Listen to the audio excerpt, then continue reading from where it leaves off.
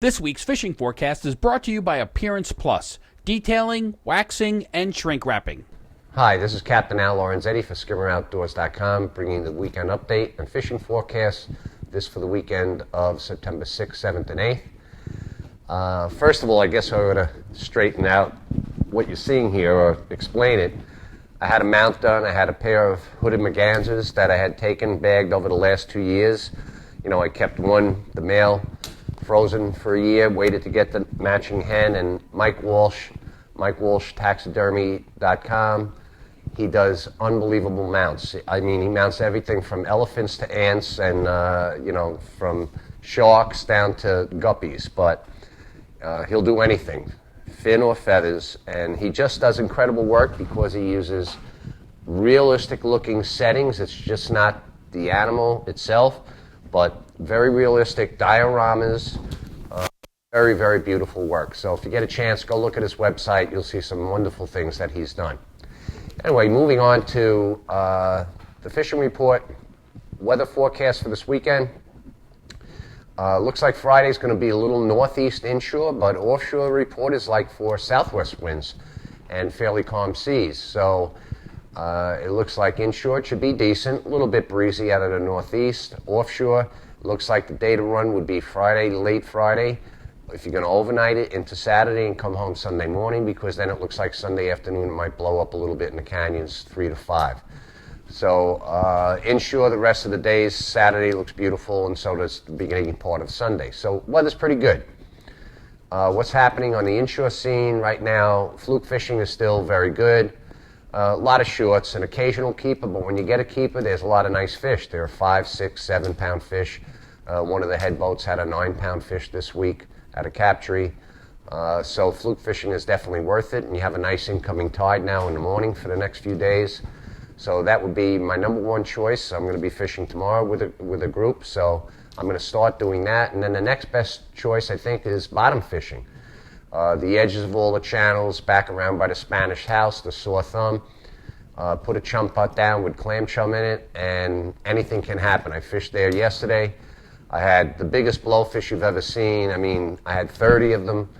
Beautiful. I'm going to eat them tonight. Wonderful eating fish. A lot of fun to catch. I also had a couple of keeper porgies.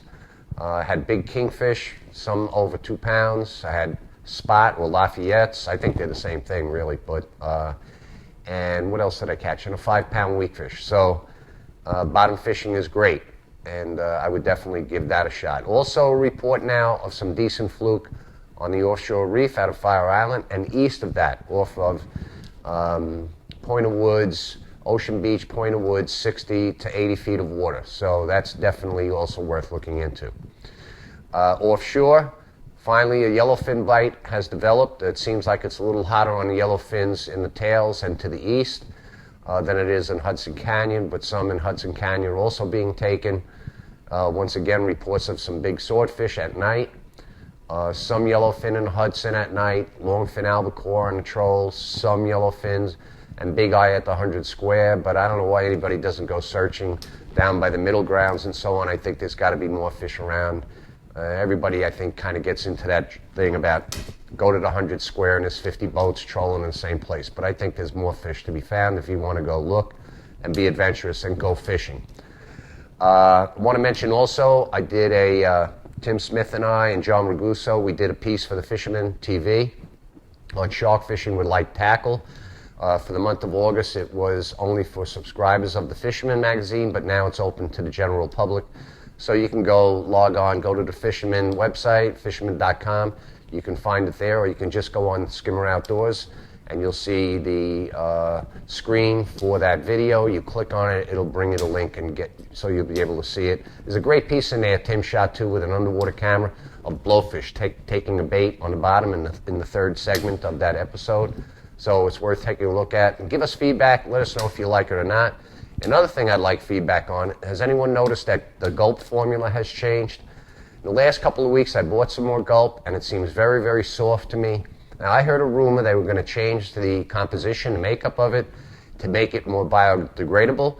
Or is it a marketing thing where, since it's softer now, it doesn't last as long, they're going to sell more of them? So, like feedback on that also, if anyone's seen come across this or feels like I do, that it definitely has changed and it's a lot softer and it doesn't last as long. So I think that's about it. The shark fishing I didn't mention, there are still sharks around, a lot of small ones yet.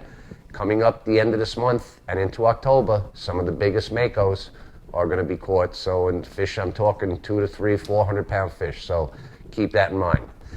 Looks like the weather's going to be great. So get out there, catch them up, be safe, have fun.